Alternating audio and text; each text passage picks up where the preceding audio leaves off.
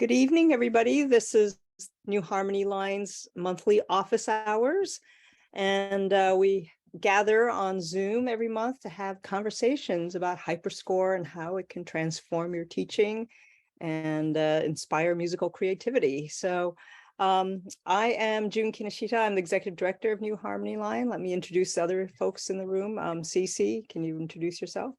Hi, I'm Cecilia Radovich. Everybody calls me Cece. And I was a teacher for 32 years in the Iowa City School District, and I taught general and adaptive music. And I found Hyperscore in 2007 when I went to a workshop at the University of Iowa, and I've never looked back. I taught thousands of students to compose using Hyperscore, and I'm now the Director of Education. And so working to help the next generations use Hyperscore as well. So happy to be with you tonight. Great. And Peter? Peter Torpey, the Chief Technology Officer at New Harmony Line, and been acquainted with Hyperscore for about as long as CC, actually, and recently joined New Harmony Line to work on the redevelopment of Hyperscore. Great. Thank you. And our special guest tonight, Patrick. Hi, I'm Patrick Esarey. I am currently a master's student in music therapy at the University of Iowa.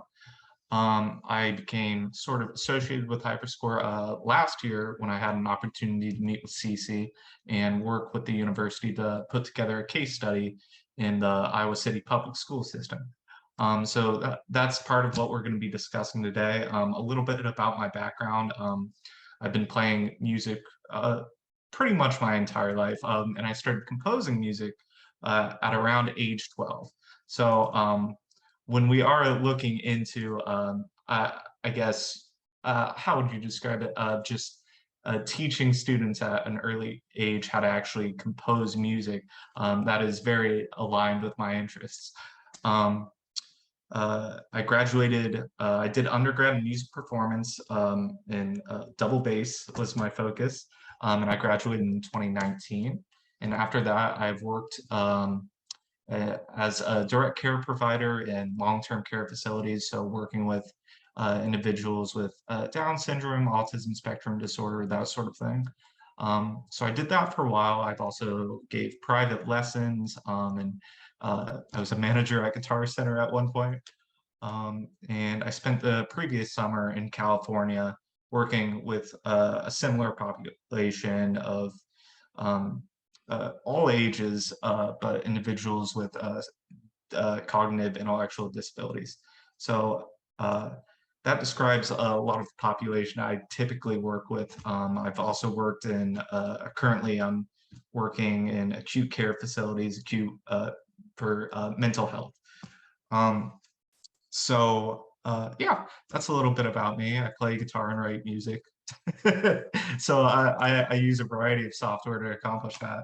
So I just want to talk about Hyperscore a little bit before we get into the actual research, and sort of what sets it apart, because I guess the primary thing is how intuitive and accessible it is. So it is something you can bring into, in this case, a classroom of third graders, in a way that maybe, I wouldn't call them competitors, but other composition softwares such as like Sibelius or Finale or Guitar Pro or anything like that. There is a tremendous learning curve to all of those. And I remember being 12 years old trying to handle that learning curve, and it took a while. So it would have been nice to have access to something like this at the time, because it does teach you sort of fundamentals of how to put together a melody, how to structure a harmony, how to put together percussion, and to assemble it all as a unit. And it is definitely more user-friendly in that way. And I think maybe a gap in music education we have, and even at the collegiate level, you'll have music education majors that are trained in strings, brass, winds, conducting, all of that, but very little in the way of actually composing music, which seems like a sort of an enormous blind spot, the actual creation of the thing we're studying. I'm always excited when I hear about opportunities like this that will help teach those elements to students. And one thing I noticed when using Hyperscore that I think is interesting is it contains a lot more elements from like digital audio workstations. There's MIDI compatibility. The way you actually line up the notes is much more similar to laying that out in something like GarageBand, for example. So it's easy for me to imagine once students use Hyperscore and become familiar with that, being able to translate a lot of those skills into more dedicated recording software. And that's really exciting. So I just want to talk about Hyperscore for a second, and now we can get into the research a bit. So what we decided to do is do a case study where we brought in Hyperscore with teachers to help facilitate it to 2 different classes of 3rd grade students. And we did multiple sessions where they were taught some of the principles and given a little bit of an opportunity to play around with software and really come up with their own stuff. And the main thing I was looking at was, okay, how much did they enjoy this experience?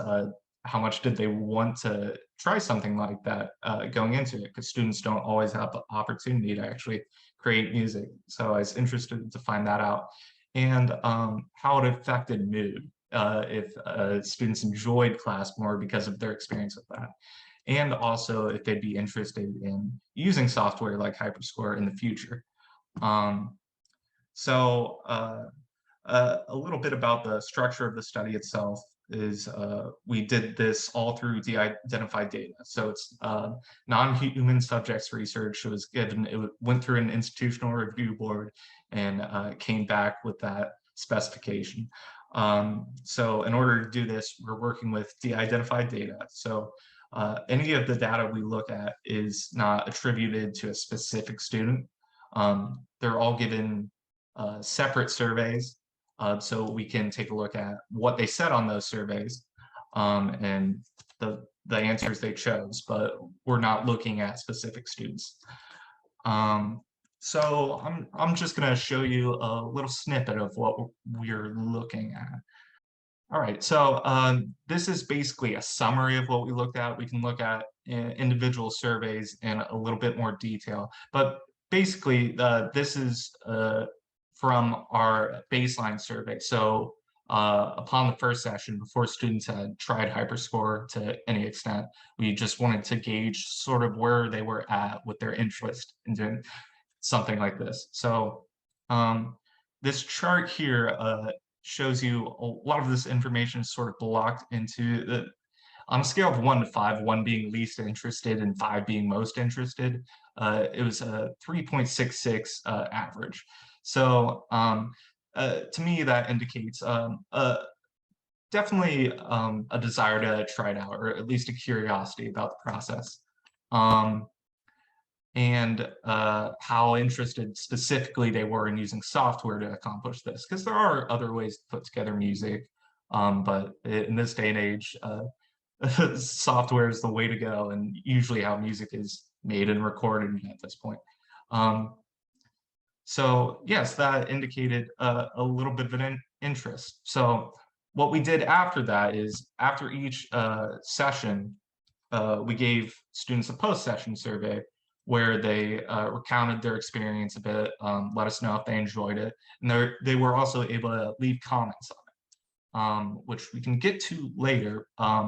But generally, looking at this, would you want to work with Hyperscore again? And this is an aggregate of every post-session survey. So 6 different surveys. So it's a total of like 130 surveys. 110 indicated that yes, they would like to work with it again. So not universally, but pretty close. They said they enjoyed the experience. if we look down here, I just cut out a few of the responses of their experience, and because why would you want to work with Hyperscore again? Because it is fun and I can share my music and express myself. Because it is so much fun and you can play it after school, and it is time to be free with music. Because it is fun and it seems like my brother would like it, and he is 12 and I love it. So a little tidbit about one of those comments there. When I was reviewing the comments individually, it's interesting that the idea of freedom came up a few times. And I don't know if it's from the same students. It may be, because the data is de-identified, but I really like that concept and that sentiment, which is kind of insightful for a third grader, that music allows you to be free and, it's an act of expression. And I think that's sort of what we're getting at here with teaching kids how to compose and write music, because I think actually writing and creating something offers that in a way that maybe playing violin for 8 hours a day doesn't necessarily, even though they're both under that realm of music and both have value. But so that's from the post-session surveys, which we can go more in depth. Peter, can I ask you a question about that? If you go back to that data, we had a couple of kids who said they didn't like it, and that was 2 out of the 3 kids that said they didn't like it had computer problems, and we were having problems with the browser. And I don't know about you, but if I wrote a bunch of stuff and then the next time I came back and it was gone, I would probably have a negative experience also. So it is possible when we look at that, know that it's because frustration with that data, which has all been taken care of now that we're web-based. And perhaps the students wouldn't have had that same experience, but I just think that's really interesting to point out that, 2 out of the 3 kids who were putting negative comments, it was about the it not saving correctly. And then I want to make sure to say, because Patrick, you probably didn't know this, we had 2 students with autism, 1 in each class. And so you would not have any idea why. I don't have any idea where they are in the data, but that is, they were given the exact same presentation. So we do have students with disabilities identified in these 2 classes that we works with. So I thought that'd just be important to mention. Thank you.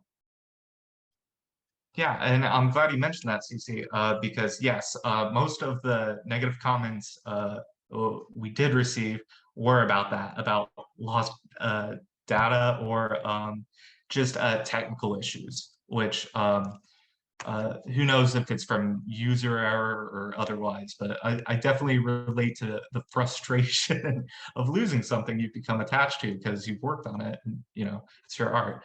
But I do think it's a very good sign that any of the negative experiences were due to that, as opposed to just not liking the software. Yes, and in our conclusion, so it breaks down to, out of 60 surveys, 60 students that took this conclusion survey. So this happened at the end after the final session. 76% of students indicated they would like to use Hyperscore in the future, and 21.6% indicated they might want to use it in the future. So that means, and you can see it down here, that only a single student indicated that they did not want to use it. So that's great. And there's some great responses from that of similar sentiments, like it's a way to be creative. I think I would be great at writing my own music. I like that sentiment, especially because I'm excited to see this as sort of a jumping off point for a lot of these students who maybe it's their first exposure to learning anything like this before and discovering that maybe, oh, maybe this is something I can do, and really nurturing that. So that was exciting. And if I just click over to, let's look at some of these just comments from post-session surveys. Like even without slowing down to look at this, you can just see it's fun, it's fun, it's fun, it's fun, it's fun, it's fun. So it's exciting that students had such a positive experience with it. And let me get off screen share for a second. And yes, so I think the next step, if we wanted to research things more specifically, because this was a case study with the identified data, there's only so much we can glean from that. I think the way I see it, Hyperscore would be very useful, and CC alluded to a couple students having autism spectrum disorder. And having worked with that community quite a bit, I think Hyperscore would be great for that population, because it is user-friendly and accessible and doesn't really require any previous training. And especially with that community who some common goals from them are building like leadership skills and self-advocacy and emotional identification, emotional expression. And music is so useful for all of those things. So having this intuitive access to it is great. And selfishly, it's great for me too, because I want to hear what everybody comes up with. I'm interested. So that would be one community that'd be great to work with. I think another community would be something like acute mental health, like adults that are living in long-term care or short-term care, and in residential facilities like that. It can be definitely isolating, and it's difficult for clients to express themselves sometimes and communicate with others. And I think having sort of group experiences where they can share different compositions and communicate in that way would be very useful. And an extension of that is I could see this being useful in substance use disorder treatment or eating disorder treatment, or any community really that is going through some sort of partial hospitalization, and could use a creative outlet, because I think what's different about songwriting interventions, for example, we would do in music therapy, they're sort of on rails. They basically work like, okay, well, what suggestion does this client have? Okay, how can we fit it into this melody? And they can be effective for like building group dynamics and emotional expression and stuff like that. But I think that is very different than having something that you can actually sit down and work on and write with and save for later and come back to and have that extended period of development. Yes, I think there's a lot of potential in the software, and I think further research would be great and very compelling. And Fantastic. Well, I have so many questions, and Peter, and I'm sure we all do. I was thinking, so with the third graders, I mean, what would be kind of the next follow-on study you would want to do? I think for me personally, so initially when we were building the study, we did want to focus on students in a special education setting or in an integrated classroom. And like Cece said, there were a couple students that met that criteria, but that's not the type of data we were working with. So I think something more focused on those groups would be very interesting to dig into and to do more research on. What kind of outcomes can one look at? And, are there sort of validated instruments for, whatever it is that you want to look at to compare, pre and post? Yeah, so that was also something we considered. So in the data itself, in the post-session data, we did have students basically give us, the question was like, rate your mood on a scale of 1 to 5, or how are you feeling today? I think that's the way it's phrased in the study. And compare that at the start of the class and asking that question again at the end of the class. Now, that gives us some data, but it's not totally, I think we could do a better job at monitoring that over a longer period of time to see, okay, does a student's baseline mood, does it appear to be improving as a result of this experience. So we can look at that, but only in a very singular setting of like, okay, how do they feel at the beginning of class versus the end of class? So we didn't really measure if there's any sort of long-term trend as a result. So I think that would be interesting to look into. Are there other types of things like beyond mood, like just like ability to pay attention or focus on a task or just other, does it translate to other communication skills and so on? I mean, I'm just sort of thinking out loud. Like no, and that was also something we considered. So it ended up being, okay, can we mark changes in affect and behavior? And attentiveness is one thing that I was kind of interested in tracking. So yes, that'd be a consideration to make in future studies that would be interesting, especially for students that tend to struggle with that. Like a lot of students with ASD struggle with attentiveness and staying in class or staying engaged with class. So being able to measure that in a meaningful way, like are students staying on task during their experience with Hyperscore, and is it improving over time? Because I can't imagine a scenario where they find it very engaging and an opportunity to sort of explore. So it does allow for, I guess, free thought and creativity, and not a stringent set of, do this, do this, do this, and having to pay attention through all these separate tasks. So I think it'd be very interesting to look at. I'd also be curious whether it has impacts outside the immediate classroom. So we often hear from kids like, the art classes, the creative classes are the reason they enjoy coming to school at all, sometimes. And so does it improve like attendance or behavior, like disciplinary issues through the school day? Or, I mean, that might be asking too much of it, but I'm just curious.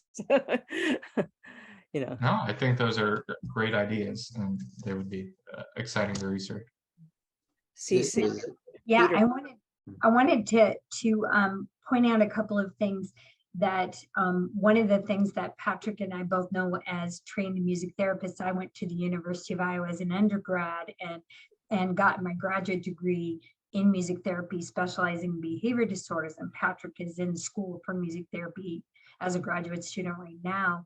But the focus of music as a tool for other learning is a very important part of it. And Hyperscore was a great tool for the two students that I know were in our classes. And because Patrick was doing the data, he wasn't allowed to be in the room while we were doing this study. But I can tell you that in the one class, the student that the classroom teacher was most concerned about being able to function did just fine as long as a peer was sitting next to them and answering their questions. So if I went over or the teacher went over, it wasn't good. But if a kid was sitting next to them, they sat and worked the whole class period and were sad when the class period ended. In the second class, I do not know who the student was. I couldn't pick them out from anybody else in the room. They were as fully engaged as everybody else. The teacher purposefully did not tell me who the student with special needs was. And so that says a lot about the capability of the program for keeping attention for a student with special needs, because I don't know who that student was. And that's a wonderful, wonderful thing. And Patrick, you probably don't know, I don't think we got to discuss this when we were meeting for the first time. Two of our pilot groups for the beta study in the fall of 2021, one was at a high school level, and there were 12 children and 9 of them were students with autism. And they created pieces of music that were very sophisticated. And I had those students as my students the year prior. And I didn't even know they could do things like that because we didn't have access to the ability to have Hyperscore at that point. So that was really interesting. And then we have another person who's coming up in January.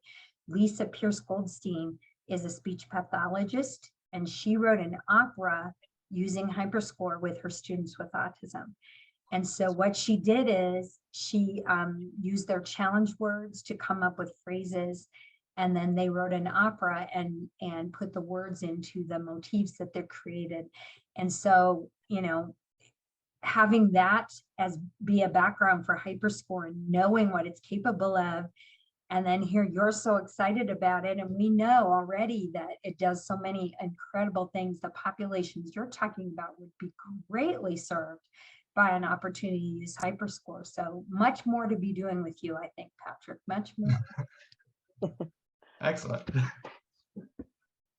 Peter, do you have any thoughts? Yeah, I was thinking so many different things in different directions.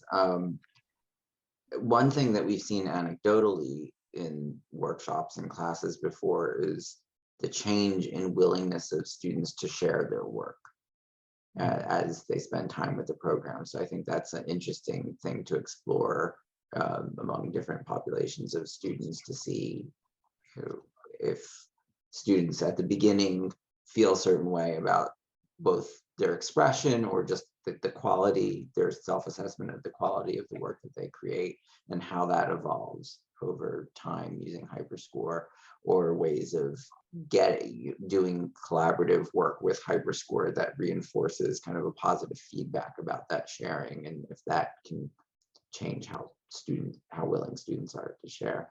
I'm just thinking about, I guess, more longitudinal type things, like what kinds of outcomes can you show after so much time as compared to the original state? And you're doing that with mood so in this study so far, but things like other types like engagement, attention that we talked about, but just like thinking about what possible things, in addition to learning outcomes too as well.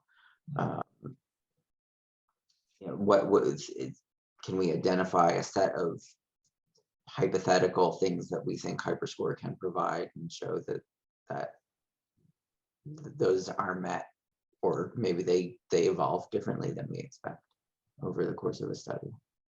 And how also is there an opportunity to instrument some of this in the application itself, where things are not just based on observation or self-reported results, but could we collect something in study participants through their use of the program? Yeah, especially what you said about the idea of the willingness to share work, especially if it's their first time interacting with the software. I imagine there may be some trepidation when being asked to share like your first creation, because it's brand new. You haven't had experience working with music before. You may not want to share it. And I think structuring something in a way where it's like the students have the option to share it, and really keeping track of which students choose to do that. And if that does improve over the course of time, people get more comfortable with themselves creatively, I suppose. Yeah, it's a great idea. So you mentioned seeing the possibilities for applications in the mental health area, and that's interesting. There was a project involving Hyperscore done. Boy, I don't know. Was it before your It was time? around the time I got involved, so it was probably around 2007, 2008. Yeah. Yeah. So the Massachusetts Arts Council gave a grant to the Opera of the Future group at the Media Lab to do a Hyperscore, bring Hyperscore to a place called Tewksbury State Hospital, which is a residential facility. It's actually very old, and I think Annie Sullivan, who was Helen Keller's teacher, I think was in Tewksbury when she was young. So it's been around a long time. It is the institution where people with very severe mental and physical disabilities, reside because they have no other place to be, and they really need that kind of institutional support. So they had no idea what to expect, just to, their remit was just to bring it in, introduce it to the residents there and see what they, how they liked it. And what we were told, is that week by week, more and more people were showing up. Word was getting around. The residents loved it. They were surprisingly also people who were often had typically withdrawn. I mean, these are people with schizophrenia and severe, all sorts of conditions, that they just kind of jumped into it in a way that, their caretakers had not really seen them engage with other activities. And they, and they were very open to sharing. These are people who often, don't share much, but and they were excited to share what they were doing. And that over the course of this, maybe a couple months or something that they did this project, they saw like, noticeable changes in behavior. So one of the things was if people had behavioral issues, they might not be allowed to come to the next week's Hyperscore workshop. And so it became a motivation for people to, be more cooperative and whatever. So, and then it all culminated with an actual concert. The work was transcribed and arranged for performance by an orchestra. And so the residents who participated were able to, their families came. It was a huge, incredibly uplifting, I'd say, experience. So I totally believe, there's something really powerful there. It's hard to know. I think there's something about music because it's not representational. Like if you write something, people immediately say, oh, you spelled that wrong, your grammar's off, your handwriting sucks, whatever.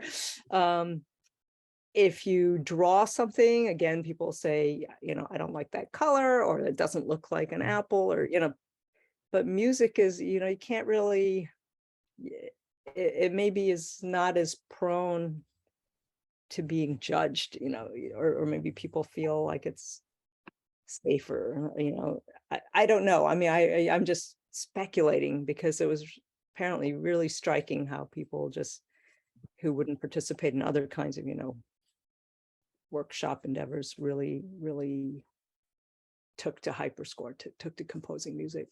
So I wanted to just sort of mention that. Peter, I don't know if you had. And there was some work, I think, in conjunction with that, or just prior to that, I believe, with Hyperscore specifically with individuals on the autism spectrum as well. So there is some prior research, and certainly worth expanding on that. For anyone who's interested, I think that research is available, is linked on our website in the resources section in Hyperscore in depth, and probably some other articles on the website as well. Yeah, the Tewksbury story always, kind of bugged me because it's like for something like that to translate into actual change in clinical practice, you need to do like a certain kind of study. This was not originally considered, just the Mass Arts Council saying, oh, let's maybe be something nice to do with these folks. And so it was a very heterogeneous population. They didn't limit it to like one, you had to have this diagnosis or that diagnosis, and they didn't do any metrics or surveys or any before after data collection. And so I just felt like if it had that much impact, like, it would be fantastic for someone to really design a proper study, and publish it and, kind of promote it as, for clinical practice, Look at how excited Patrick is about I am. I have a few things to say about that because So I think a very interesting part of that story is that communal aspect where, it started out with maybe a couple people doing it, then over time, people became more interested. Then that escalated into a live performance and sort of the way music can just naturally draw people together, especially in yes, maybe they don't have the same diagnosis, but they all live in the same facility and they all are peers in that sense, and sort of bring people together.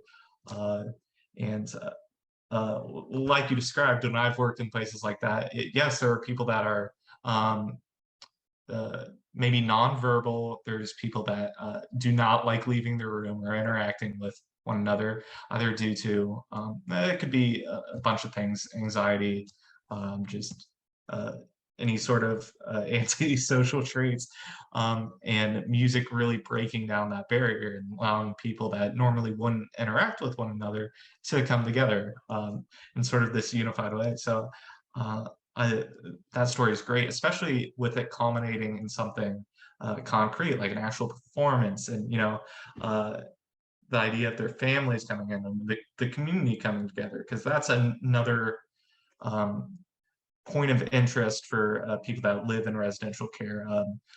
And it depends on the setting, because some are designed with the idea of eventually reintegrating back into the community, and this would be good to build towards that goal. And others are going to be in long-term care facilities for the rest of their lives, and it gives them an opportunity to still interact with the community in that way. So yeah, I think that communal aspect of it is really fascinating. And yeah, yes, I would be very excited to sort of do some more research on that, and sort of gather research to inform that. And my head is spinning thinking about different places I've worked where like that would work so well. Like in a long-term care facility in the rural Midwest, with not a lot going on for them day to day, because a lot of the exposure to the community or a lot of the excitement and events comes from outings maybe to the community, but without proper staffing and stuff like that, a lot of times those don't even happen.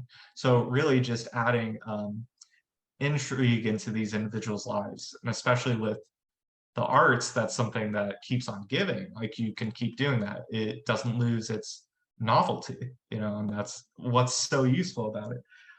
But yeah, you hit on a lot of spots there that are very interesting. Well, Can I ask June and Peter, am I correct in remembering that there was a student with, or a resident with severe physical disabilities, and they designed a headset so that he was able to write music using his headset and choose where the notes dropped? And didn't that end up being a TED Talk? Am I remembering that incorrectly? yes. It was Dan Elsey was the resident there. He had cerebral palsy and he was quadriplegic, but he could use a talking box to type out what he was saying. But if we could connect that to Hyperscore, he was able to compose his own music. And then we also adapted that so he could perform his pieces as well. Amazing. Yeah. And then he continued to teach composing. And we need to find him and see what he's up to now. I mean, it was yeah. So, well, we should definitely keep this conversation going. Bravo, Patrick. Thank you for the work you're doing. Well, thank all of you. And it was so nice having this time to, sit together and talk about these ideas. It's really exciting. Can I take a second to thank the teacher that let us come into her classroom? I'm going to share screen for just a moment. So Patrick, you did not get to meet Jen. I never met her in person though. As to keep your data pure, you didn't come into the classroom, you didn't meet the students, and you didn't meet the teachers. So I'm going to share screen real quick here, and let me see if I'll go here and reveal our wonderful Ms. Stiegelmeyer.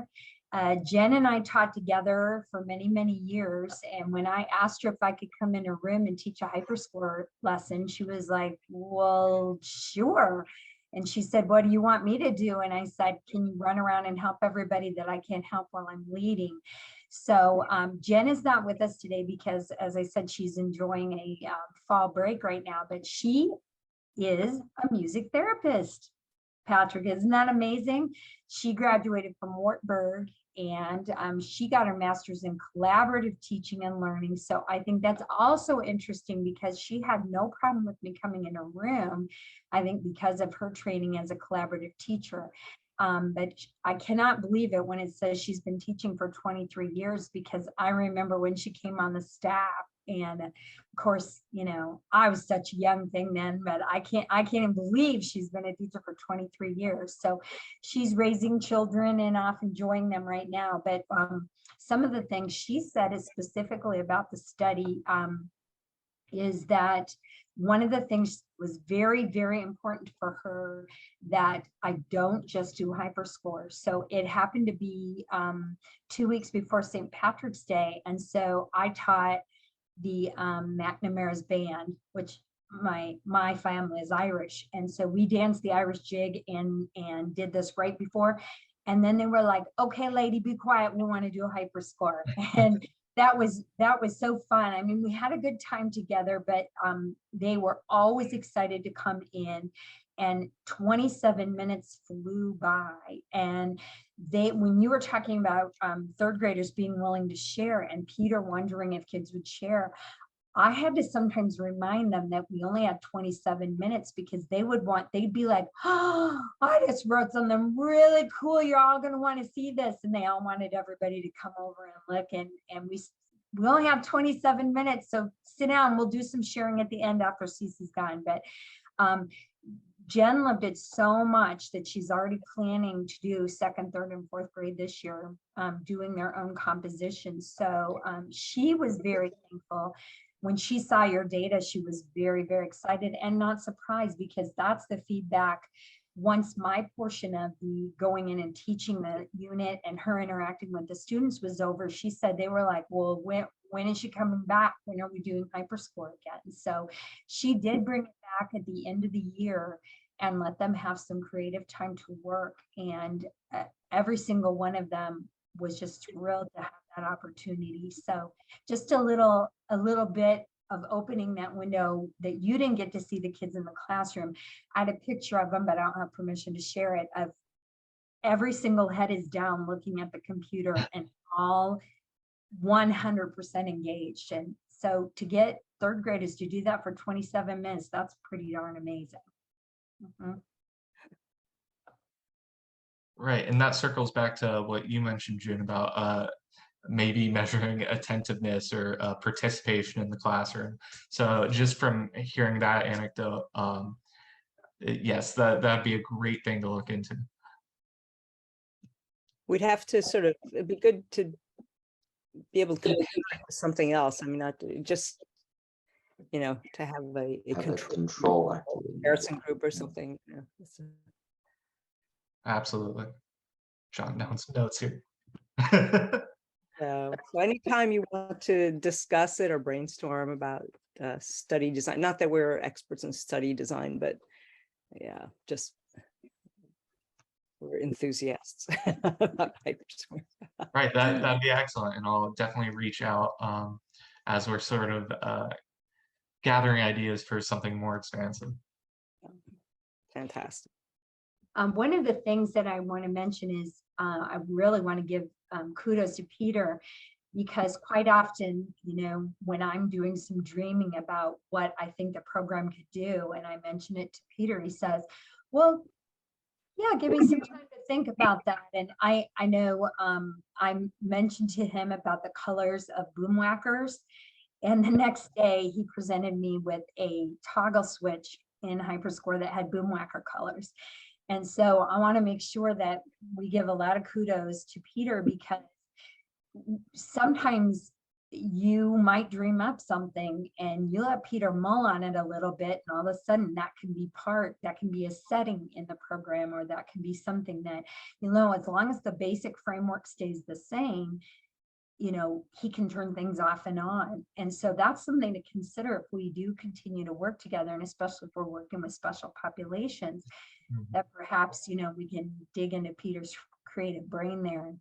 Not like he needs any more to do, but, you present a challenge to him, it's pretty quick turnaround that he has an idea for what to do. I agree. I think it's hard to praise Peter too much, because he not only has, incredible programming chops, but what's so rare, I mean, this is maybe something that the MIT Media Lab environment is so unique about, is he also has like this deep knowledge and love of music and the arts and of the user experience. I mean, often when you're designing software, they're not in the same person, and it's really frustrating. It's like somebody's programming, but they don't get how the actual end user is going to use it. And to use a software that's used for creative purposes, it's more than just getting it to like balance your books or something, right? It's so having that kind of skill as part of our organization is just an incredible gift. Thank you.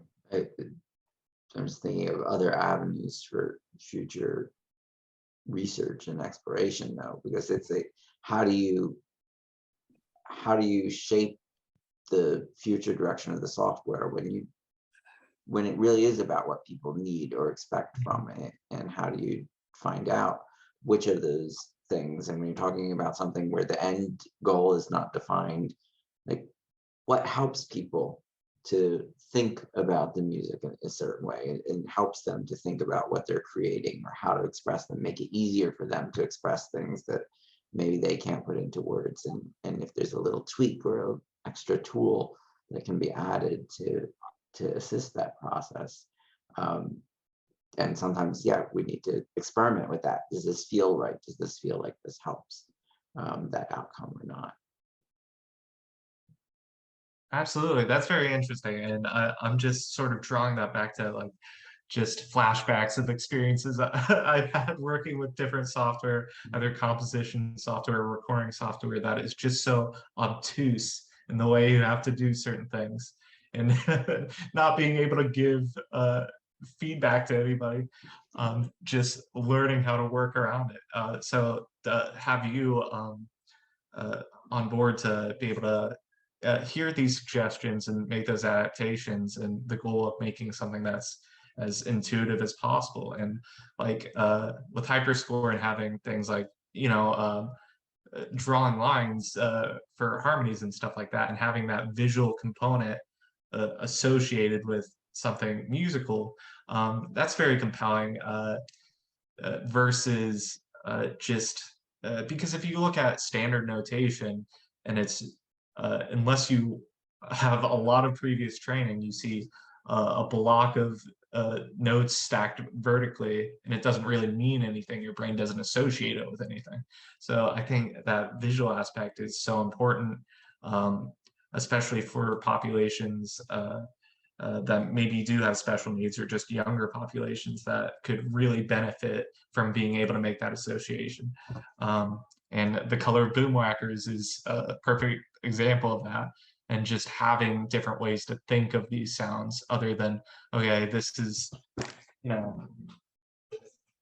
this is A and this is A.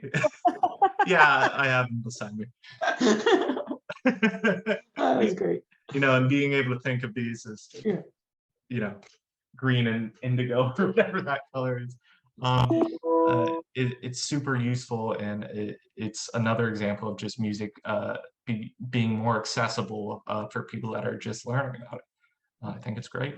Yeah, and I think it's questioning the assumptions that we bring to interacting with music on all levels. It's like, who gets to make music? What do you need to know before you can create music? But also, what does music look like? Is it standard notation? And like you were saying at the outset, Patrick, that it's Hyperscore is perhaps more similar to other digital music creation platforms in certain aspects. And I think one of those ways is how it represents time, that time is proportional spatially to how it unfolds in time, where standard music notation is not it's not constant spatially in time.